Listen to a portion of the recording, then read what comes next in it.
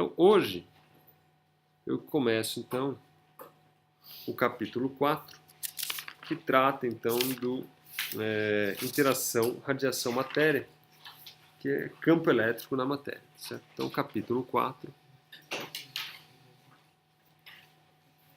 é o campo elétrico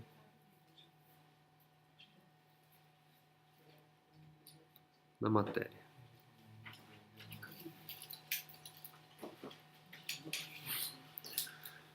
Ok?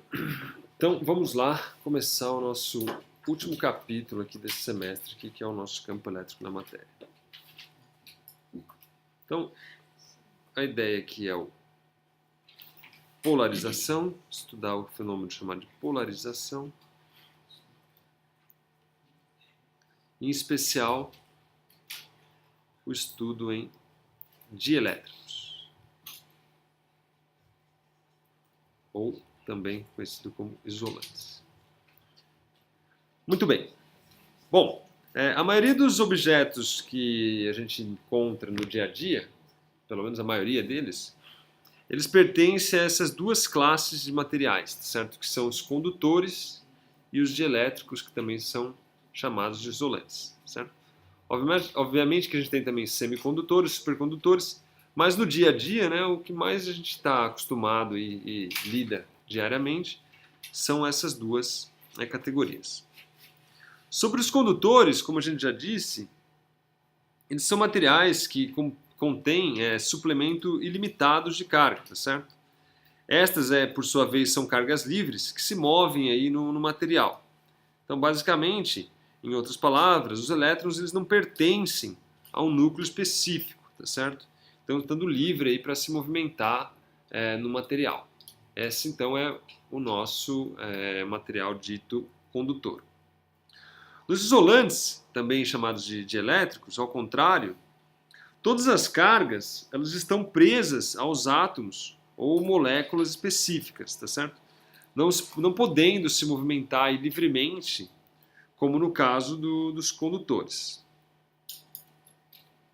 No caso dos dielétricos, os portadores, né, que são esses elétrons, geralmente, os portadores de carga, eles possuem pouca liberdade, apesar de ser finita. E ele pode se movimentar sempre preso ao seu átomo ou molécula. Então, apesar de eles estarem livres, né, totalmente livres, como no caso dos condutores, você tem aí uma certa liberdade de você rearranjar a distribuição dessa nuvem eletrônica, né, que circunda o núcleo, se você, por exemplo, aplicar um campo elétrico nesse material. Então existe aí uma certa mobilidade limitada, né, também nos dielétricos. Bom, esse deslocamento das cargas nos dielétricos, apesar de não ser tão drástico como no caso dos condutores, né, eles são acumulativos quando pensamos em todos os átomos e moléculas que constituem a matéria, tá certo? E no final das contas, quando você aplica um campo e interage esse campo com esse sólido, com esse material, você tem uma alteração do comportamento característico desse material em questão, tá certo? Então, essa interação do campo com a matéria muda a estrutura atômica molecular dos átomos, né, e os seus respectivos elétrons, certo? Obviamente você pode até ionizar um átomo, né, no caso de um campo muito forte, mas o que a gente está tratando aqui, o que a gente vai tratar mais, é basicamente esse deslocamento que acontece entre a nuvem eletrônica e o seu núcleo, tá certo? Então o núcleo ele é positivo, essa carga elétrica, essa nuvem elétrica ela é negativa. Quando você aplica um campo elétrico, você tende então a repelir o núcleo, né, na direção do campo elétrico e atrair essa nuvem, de forma então que você cria aí uma certa polarização, e essa polarização se soma, né, porque você tem inúmeros átomos, inúmeras moléculas que num conjunto todo cria aí um material que a gente chama aí de polarizado, certo? De fato, existem dois mecanismos principais aí, o qual o campo elétrico pode mudar a distribuição de cargas de uma molécula atômica, certo? Então você tem basicamente a contração, né, ou dilatação, né, geralmente a gente chama de contração, e também a rotação dessas moléculas aí e desses átomos, tá certo? Aqui em especial a gente vai tratar mais o fenômeno denominado de rotação, tá certo? Muito bem. Então, como é que fica isso aí, afinal das contas? Então, o 4.1.2 aqui fala então dos dipolos induzidos.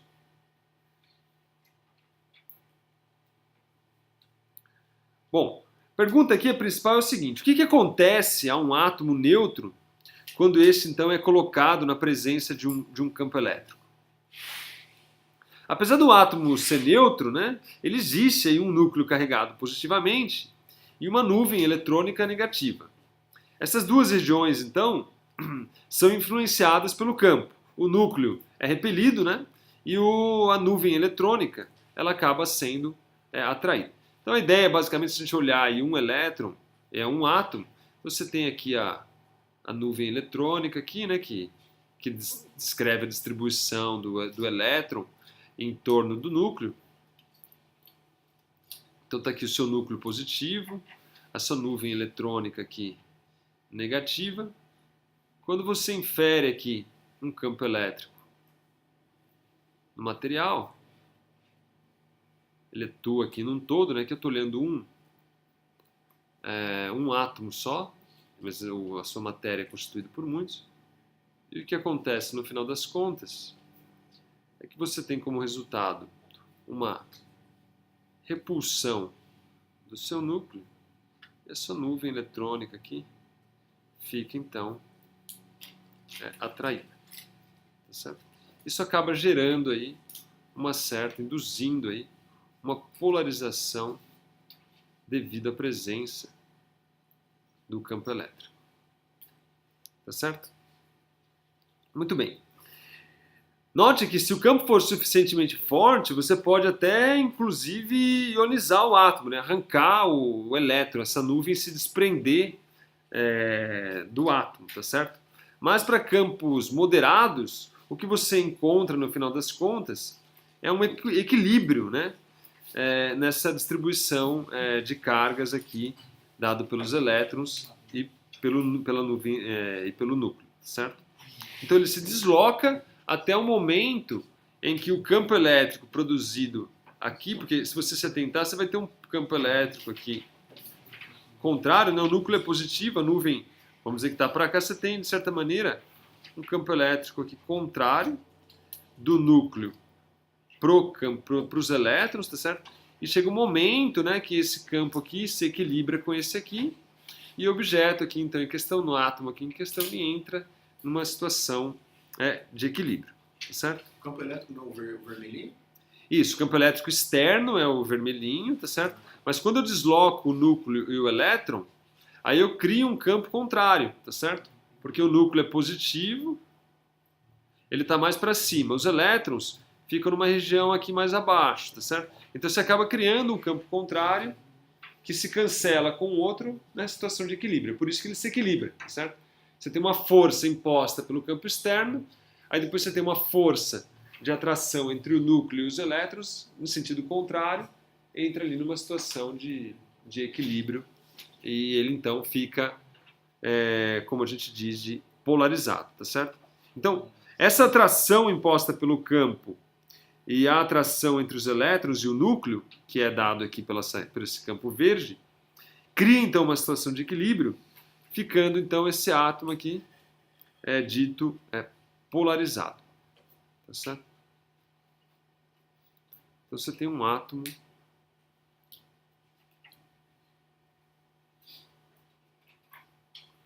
polarizado. Bom, então esse átomo agora possui um momento de dipolo P porque no fundo você tem aqui um deslocamento das cargas positivas e as cargas negativas, elas estão a uma certa distância d, né, em geral, e ele cria então aí um momento de dipolo P que aponta em que direção esse momento de dipolo induzido aqui? Na direção do campo em vermelho ou na direção contrária ao campo? O que vocês acham? O dipolo induzido. Ó.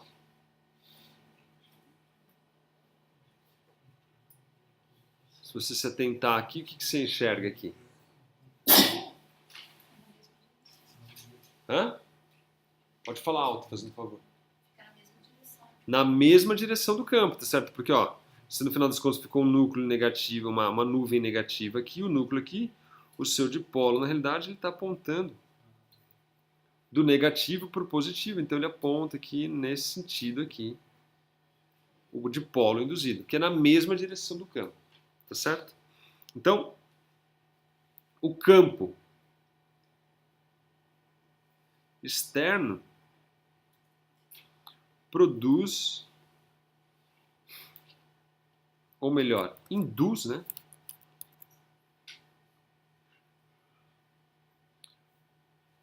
Um dipolo que aponta na mesma direção.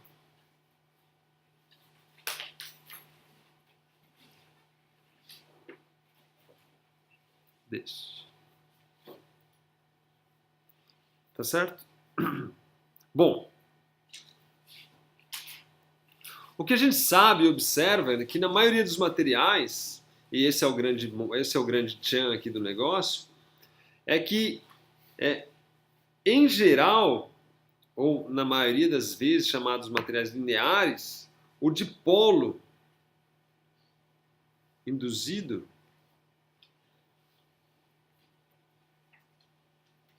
ele é proporcional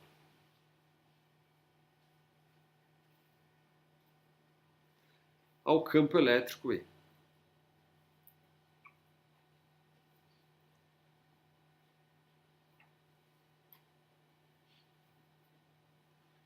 E pode, então,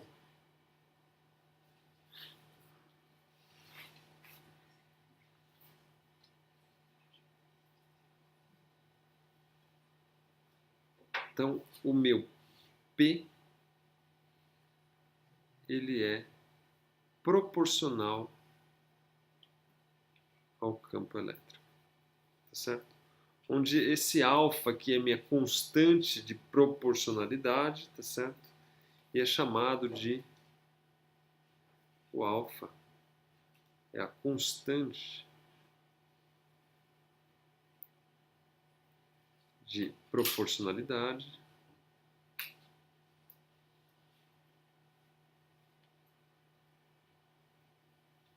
e é denominada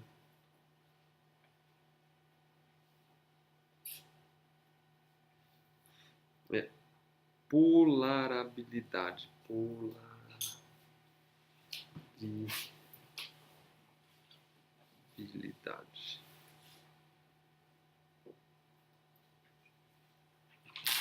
Atômica. Só para concluir. Ou em inglês, como ele é mais conhecido, é Atomic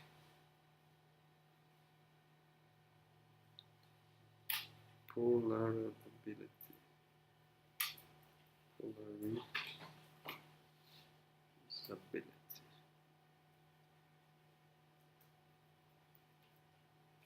Ok? Então essa é o meu alfa aqui, que é a minha constante de proporcionalidade entre o campo e o E. Note que esse campo é o campo externo. O que eu estou dizendo é o dipolo induzido pelo campo externo em vermelho é proporcional ao próprio campo elétrico, tá certo? E a constante de proporcionalidade, que é um número, né, é dado aqui pela polarabilidade atômica. Pois não? Se for materiais lineares, esses materiais seriam de materiais cristalinos, estruturas cristalinas? eu não tenho tanta certeza assim, cara, se é só materiais cristalinos que você vai encontrar isso aí, mas também sim. Bom, esse alfa aqui, ele depende da estrutura atômica, tá certo? Então, o alfa depende da estrutura atômica. Isso aqui também só é verdade, tá certo? Só para frisar, para campos baixos, tá certo? Se você colocar um campo muito alto, aí isso também não deixa de ser verdade, tá certo? Dependendo do material. Para campos muito altos, isso aqui não é verdade. Então, o alfa depende da estrutura atômica. E ele aqui, só para a gente ter uma ideia, ó, para o hidrogênio aqui ele vale 0,667.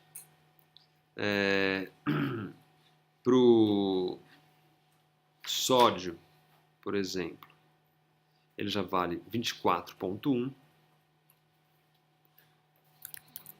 Então você vê que varia bastante material para material. O carbono, por exemplo, ele vale 1,76. Para o lítio, ele vale aqui 24, que é 24,3. Isso aí tudo em unidades de alfa sobre 4πε0, tá certo? Isso aqui está em unidades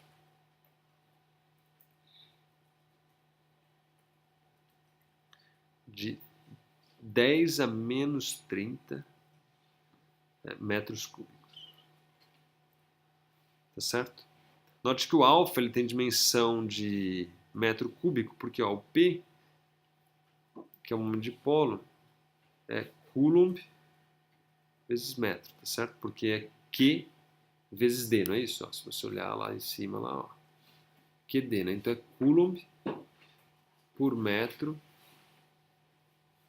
a dimensão do dipolo. E o campo elétrico, ele tem a dimensão de Coulomb por metro quadrado, em termos de vezes 1 sobre 4πε0, né?